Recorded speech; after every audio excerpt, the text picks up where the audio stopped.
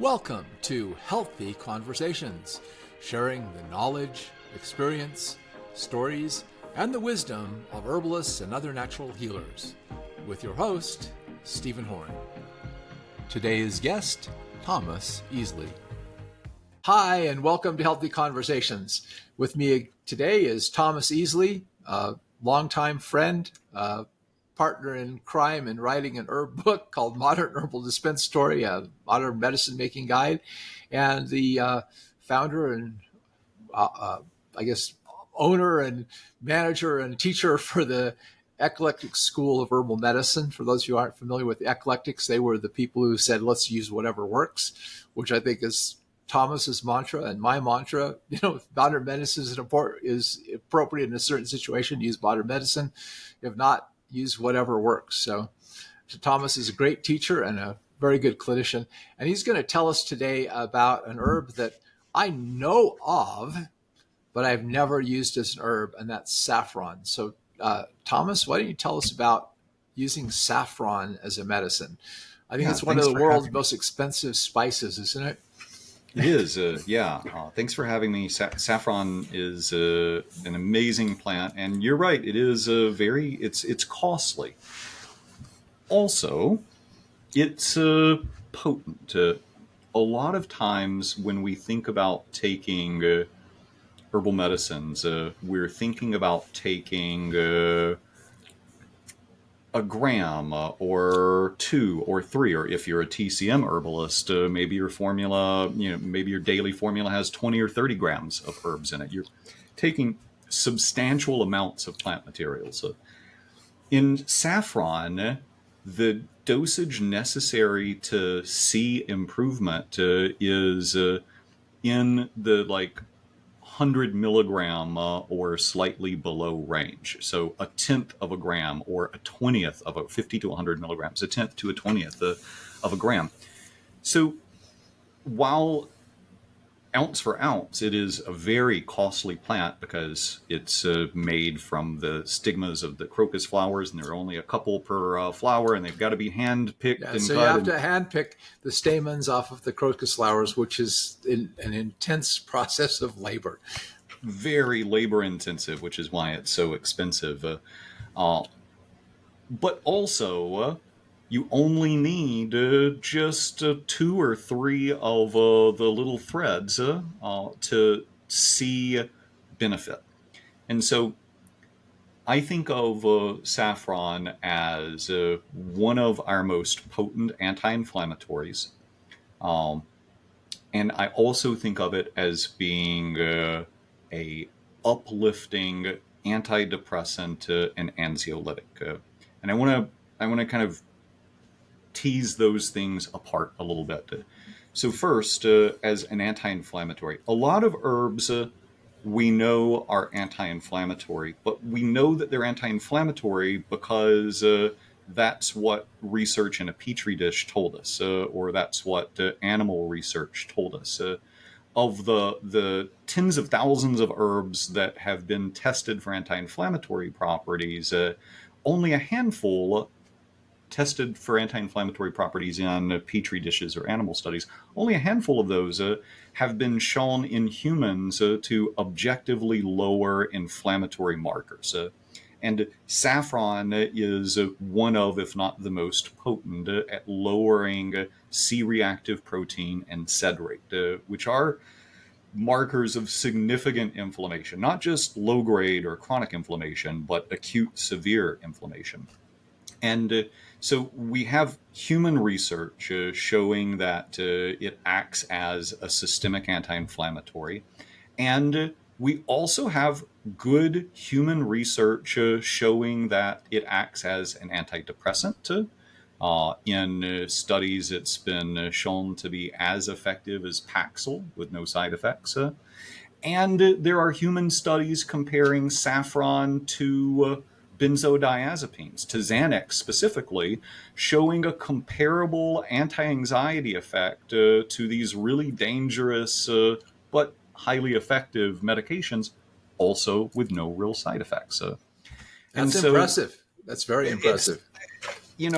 I think all research could be more robust. We need replication studies, we need larger population studies. But based on the human clinical trials that we have, saffron is really an astounding remedy that works on a variety of complaints.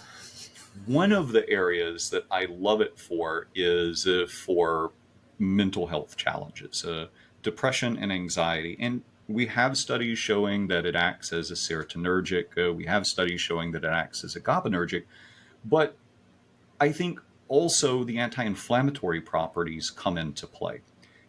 I am of the opinion that the psychoneuroimmune hypothesis, what was previously called the cytokine hypothesis, probably has a lot of credibility to it. And this is the idea that our inflammatory burden creates changes in the neurotransmitters of our brain.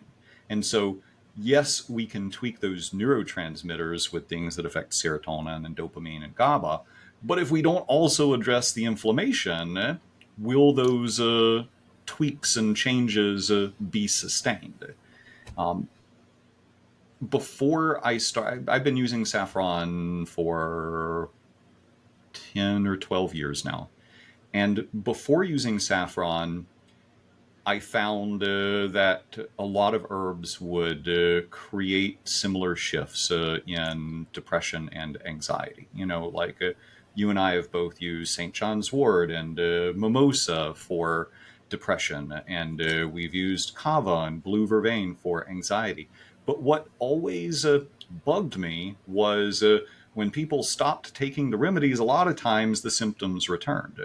What I love about saffron is that when people take the remedy for 6, 8, 12 weeks, and then decrease or stop, the benefits seem to continue. So I think it's working at a little bit deeper level than just tweaking neurotransmitters. It's getting at the root of why those neurotransmitters were out of balance to begin with, the systemic inflammatory response.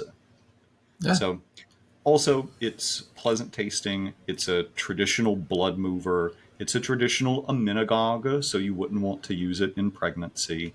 There are a few situations that you want to be considerate of using it, but by and large, it's widely available. It's cultivated both here in the States and abroad. There's a growing saffron cultivation movement in Pennsylvania. It's grown extensively in Spain. Some of the best comes from the Middle East. I would encourage people to, you don't need much. A quarter of an ounce is more than enough to play with and see the effects Yeah. of. So how would they prepare that to start taking it? Great question. I recommend two different ways. Number one is a tincture. And because saffron is so potent and so expensive, and you need such a low dosage of it, it's one of the few remedies that I tincture at a 1 to 10 ratio, like you would a low dose botanical. Um, at a 1 to 10 ratio, 1 milliliter is equivalent to 100 milligrams, which is a full day's dose. So 1 milliliter a day in 2 or 3 divided doses of a 1 to 10 in 50% alcohol, 50% water works really well. And the other way that I like to do it is in coconut milk. So you can take 3 stamens, 3 of the little threads, and put them in a mug and pour boiling coconut milk over them, and let it sit for 30 minutes or so, and drink a few sips a few times a day. And then right before bed, drain your mug and eat the little threads, and you will have an amazing night's sleep. Ah, that So sounds good. sometimes I like to tweak and modify it to, like, if sleep is a big focus. One thing I learned from KP Klausa is nutmeg for sleep. And so saffron with a little fresh ground nutmeg in it, maybe a little touch of maple syrup in the evenings, can be a really So would you pleasant put way. that in coconut milk too? I'd put that in coconut milk too. Yeah. And a lot of people have a hard time getting to sleep because they're anxious and stressed, and saffron helps with that. But also, a lot of people have a hard time getting to sleep because they have the aches and pains of aging and life. And saffron works on both. So 3 threads of saffron, a little grated fresh nutmeg, and some coconut milk that's warm, Splash of maple syrup. splash of maple syrup as a nightcap. Amazing. You're That going to love sounds it. that I'm going to have to try that. That sounds wonderful, and a pleasant way to take something too. Like not an Yes. unpleasant way to take it. And especially also, I'm going to try it with my wife because she can't swallow capsules at all, and that might be a good way to help her with getting to sleep.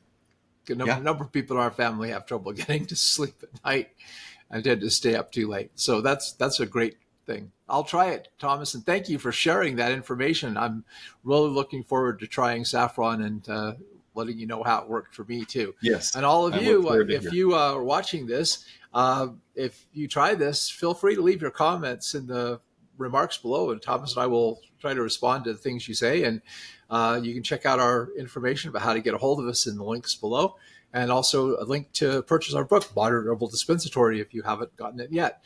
So thanks, Thomas, for joining me. It's been a great conversation, and Thanks, we'll Steve. have to get Thomas back again at a later date. I Bye. look forward to it. Hit the like button and subscribe to our channel to catch future episodes of Healthy Conversations. Help us educate others by sharing this video, and please feel free to share your own thoughts, comments, and questions below. To learn more, check out the links below.